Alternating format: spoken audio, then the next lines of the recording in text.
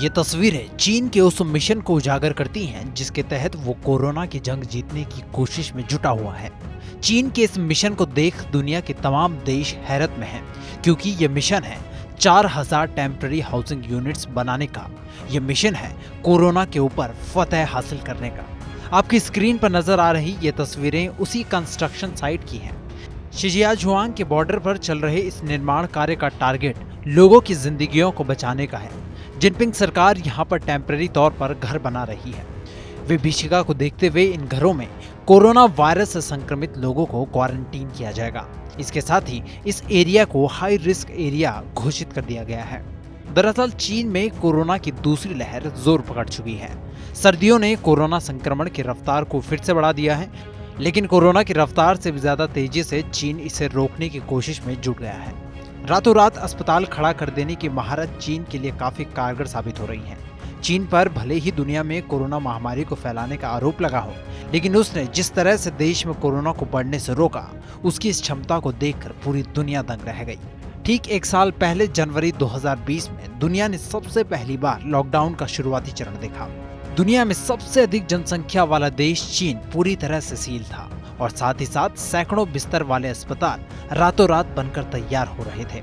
जब तक दुनिया का इस बीमारी से तारुफ हुआ, तब तक चीन इस बीमारी से आधी जंग जीत चुका था।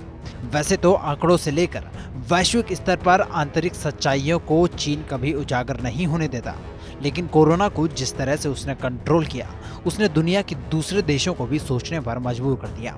करीब 7.5 करोड़ की आबादी वाला हेबेई प्रांत कोरोना का नया हॉटस्पॉट बन गया है। चीन के इस उत्तरी प्रांत में कोरोना के अब तक कुल 1283 मामले दर्ज किए जा चुके हैं, जिनमें से 439 लोग रिकवर हो चुके हैं। इसके साथ ही 7 लोगों की अब मौत हो चुकी है। बीते 24 घंटों में 19 नए मामले सामने आए हैं। ये देखते ही जिनपिंग सरकार ने एक बार फिर कमर कस ली है। उसी सोच का नतीजा ये रातों रात खड़े किए जा रहे अस्पताल हैं। हाल ही में ग्लोबल टाइम्स ने ट्वीट कर ये जानकारी दी कि 2000 कोरोना संक्रमित लोगों को इस जगह में शिफ्ट किया जा चुका है।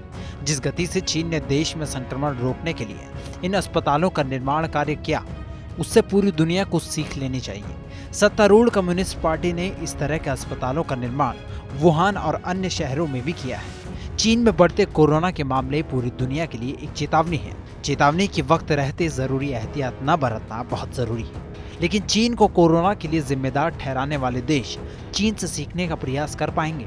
बता दें कि इन आरोपों को चीन ने लगातार चुनौती दी है।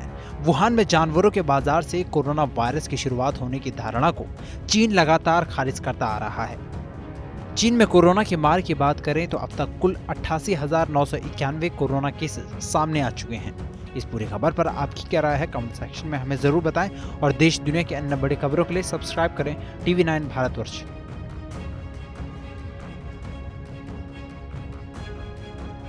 न्यूज टॉप 9 रोज सुबह 7 बजे और शाम 7 बजे सिर्फ TV9 भारतवर्ष पर।